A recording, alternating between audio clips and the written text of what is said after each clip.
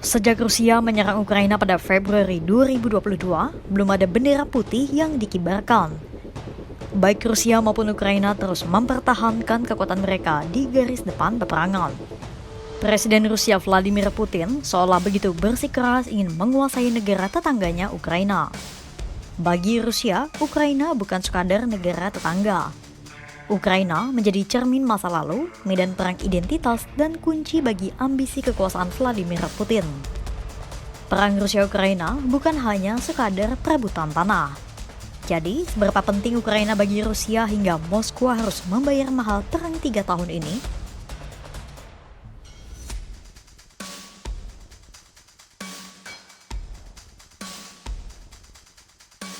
Analis militer independen Rusia, Valery Zhiryaev menyebut, Rusia bukan hanya ingin memenangkan wilayah baru di Ukraina. Tujuan Rusia adalah menghancurkan potensi militer Ukraina, yakni tentaranya. Selain melumpuhkan militer Ukraina, ambisi Presiden Ukraina Volodymyr Zelensky untuk bergabung dengan NATO juga menjadi mimpi buruk Rusia. Sejak zaman Kekaisaran dan Uni Soviet, Ukraina selalu dianggap sebagai benteng pertahanan alami Rusia dari Barat.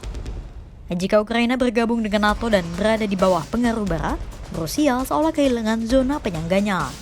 Pasalnya, sepanjang 2.000 km wilayah Ukraina berbatasan langsung dengan Rusia.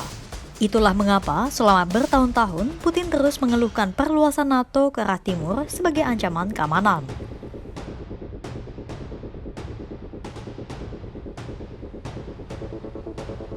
Dalih kedua adalah alasan historis yang melandasi hubungan Rusia dan Ukraina. Dalam pidatonya pada 21 Februari 2022, Putin memaparkan pandangannya atas persatuan bangsa Slavia Timur yang ia sebut mengakari di antara Rusia, Ukraina, dan Belarus. Kievan Rus adalah kerajaan kuno yang berdiri pada abad ke-9 di sekitar Kiev atau ibu kota Ukraina saat ini. Kievan Rus dianggap sebagai nenek moyang bangsa Slavia Timur, dan disinilah titik awal penguasa Moskwa pada abad ke-15 membangun narasi bahwa Ukraina adalah tempat lahir Rusia. Menurut laporan peneliti Institut Studi Strategis Nasional Universitas Pertahanan Nasional Amerika Serikat untuk CSIS, Jeffrey Menkoff, narasi itu penting untuk melandasi ambisi Putin. Menkoff menyebut gagasan historis penyatuan Rusia, Belarus, dan Ukraina itulah yang menjadi akar perang Rusia dan Ukraina. Untuk menjelaskan akar historis yang menghubungkan Rusia-Ukraina akan menjadi bahasan yang panjang. Intinya, bagi Rusia, merebut Ukraina sama dengan mengambil kembali asal-muasal Moskwa.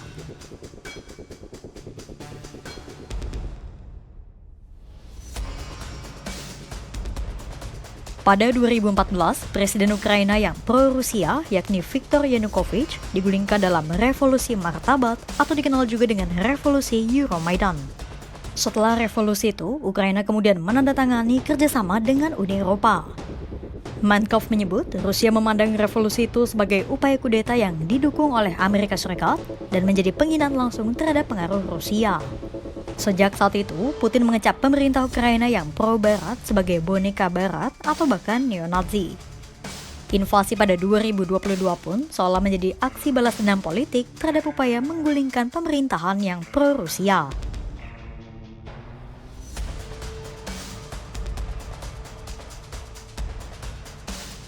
Selain alasan historis dan politik, ada alasan lain yakni potensi sumber daya Ukraina. Sebelum perang pada 2022, sekitar sepertiga gas alam Rusia dikirim ke Eropa melalui pipa gas yang melintasi Ukraina. Ukraina mendapatkan miliaran dolar dari biaya transit gas Rusia ini. Itulah mengapa Rusia berusaha mengurangi ketergantungan pada pipa gas Ukraina dengan membangun proyek alternatif seperti Nord Stream 2. Selain itu, Ukraina juga memiliki cadangan mineral dan energi yang besar seperti batu bara, gas alam, uranium, biji besi, mangan, dan litium. Ukraina juga memiliki 10 pembangkit listrik tenaga nuklir aktif, salah satunya PLTN Zaporizhia, pembangkit listrik nuklir terbesar di Eropa yang telah dikuasai Rusia pada awal perang. Lalu, bagaimana dengan situasi terkini di palagan perang Rusia dan Ukraina?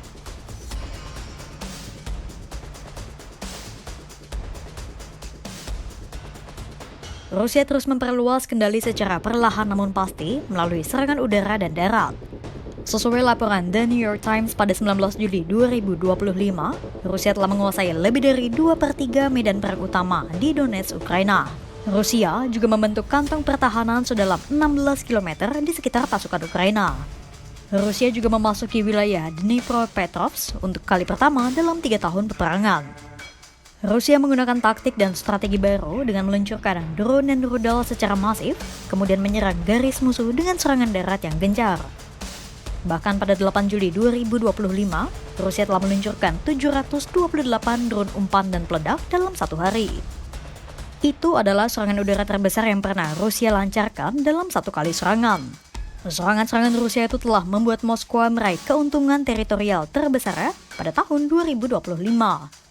Kelompok Deep State melaporkan Rusia telah memperoleh lebih dari 214 mil persegi wilayah Ukraina pada Juni 2025 atau naik 173 mil persegi dari bulan Mei 2025.